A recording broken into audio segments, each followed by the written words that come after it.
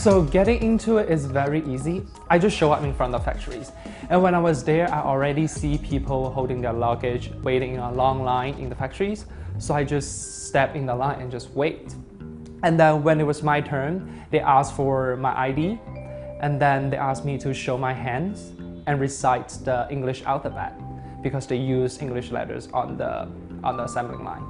But that's it. Like, I just get in after that, and it takes less than 30 seconds. So it's super easy. You don't have apply, you don't have any skills. You just show up and then you get in. President Donald Trump has talked about and said that he wants Apple to manufacture or bring its manufacturing partners into the United States to build iPhones. What do you think about that? Do you think it's something that U.S. workers would do? What kind of conditions would have to change?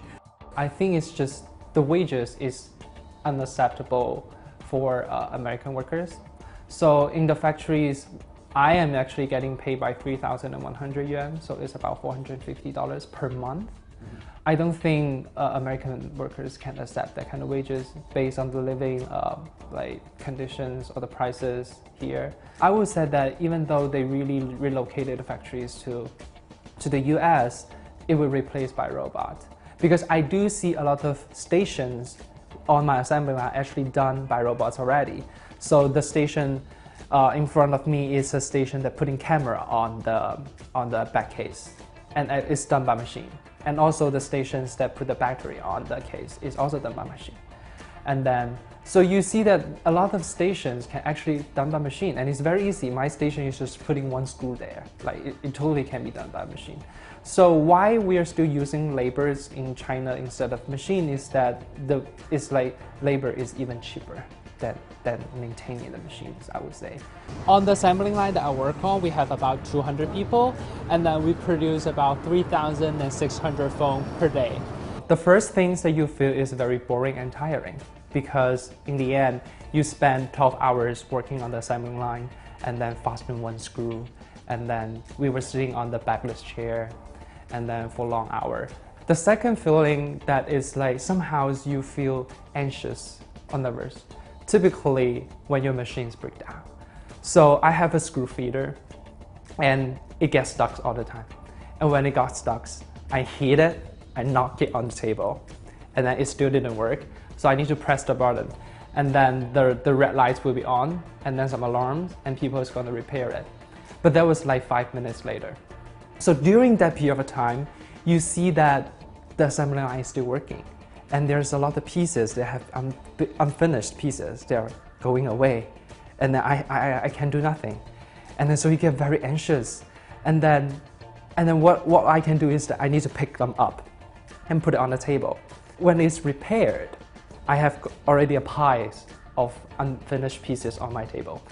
And in the next like 30 minutes or an hour, my workload is actually double. I need to finish the pieces going very fast on the assembly line, at the same time finish the pieces on the table. And if I couldn't finish it, I need to use my time during the break to finish all those pieces.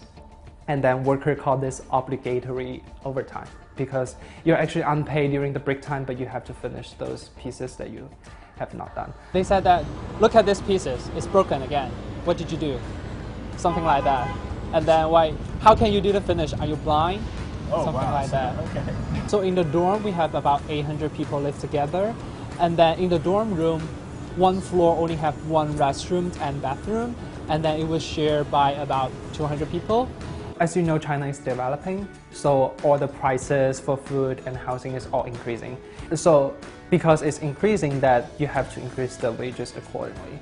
And then also the city, the government also set minimum wages. So the wages is getting higher and higher. So the cost for labor is getting higher and higher. While in other countries like Vietnam or Bangladesh, the wages is still very low. And so there are a lot of factories that are actually shutting down and then relocated to other countries where labor cost is lower. So I see that's just a trend of history also, that factories are used to be American, and then you move to Asia, and then China, and then the next step will be Vietnam or Bangladesh, some countries like that.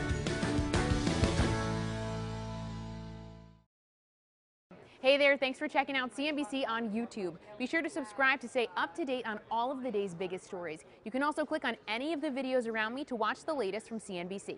Thanks for watching.